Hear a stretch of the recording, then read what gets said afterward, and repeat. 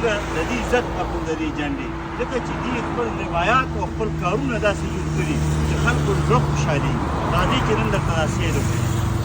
خو د دې کمال دا دی چې دا دکان دا 24 غنټې کولو وي نه د ورځې بندېږي او نه د شپې بندېږي دا دکان څنګه کار کوي نو راځئ چې په دې باندې دا ټول سیل درکړمه د دې دکان سیل تاسو ما سره وکړئ چې دا دکانونه څنګه دلته کولو وي نن زه خپل دوست جان خټک سره دلته راغلی یم او تاسو ته ښیم چې په یورپ کې خلک څنګه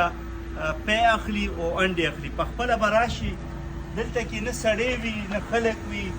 دلته زه پیل هم راغلی یم ما تاسو ته دا ویډیو کړې ده دا په